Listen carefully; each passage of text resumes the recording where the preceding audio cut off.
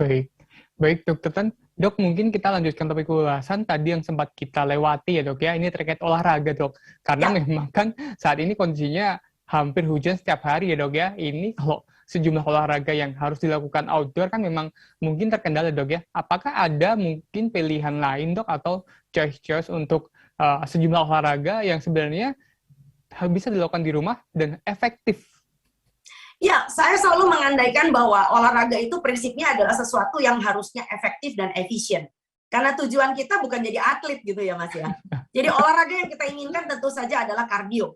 Jadi yang disebut dengan olahraga untuk meningkatkan daya tahan Anda itu adalah kardio.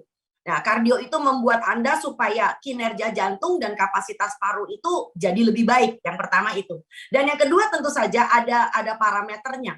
Saya selalu mengatakan kalau Anda berhasil mendapatkan nadi di atas angka 100 tapi masih di bawah 130. So saya mengandaikan bahwa itu adalah kardio yang cukup optimal dan tidak usah lebay sampai berjam-jam gitu ya. Tapi kalau Anda bisa rutin melakukannya 30 menit tentu itu adalah hal yang baik sekali.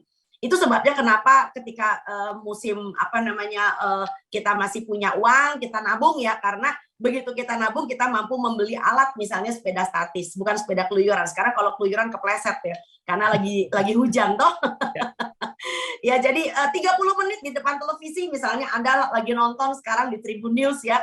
Lalu kemudian Anda Tribun Video, Anda sambil nonton kita berdua Mas. Lalu kemudian Anda pakai sepeda statis ya. Lalu kemudian bahkan kita punya siaran belum selesai, Anda 30 menit Anda sudah dapetin, udah kelar. Ya, ada lagi beberapa alat yang bisa Anda pakai kalau misalnya Anda punya, salah satunya adalah treadmill atau cross trainer gitu ya. Itu adalah alat-alat yang bisa membuat Anda mempunyai olahraga kardio yang cukup mumpuni.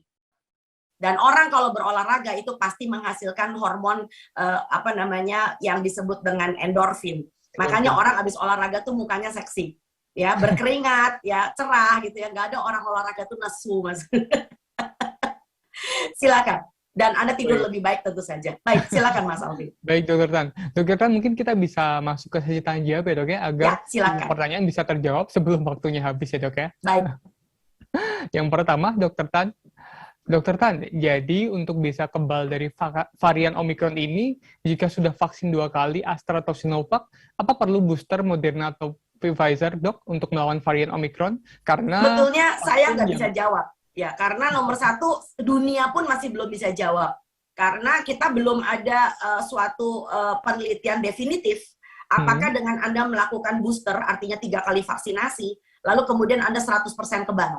Dan tolong diingat, walaupun Anda sudah 10 kali vaksinasi pun, kita bicara kekebalan itu relatif. Karena barangkali, nggak usah jauh-jauh tentang COVID-19 ya, yang kita punya yang disebut dengan vaksinasi anak-anak kayak BCG misalkan ya. Berapa banyak anak-anak yang sudah di BCG tetap masih bisa menderita TBC? Ya, sekali lagi, karena apa? Karena vaksinasi itu adalah pekerjaan satu negara, nggak bisa individual. Ya, itu sebabnya kenapa kita merangkul lingkungan kita untuk sama-sama mempunyai visi yang sama. Itu gunanya kenapa Anda menjadi influencer dan endorser serta edukator ya. Supaya mempunyai visi yang sama. Sebab dengan visi yang sama, bukan maksain orang loh ya.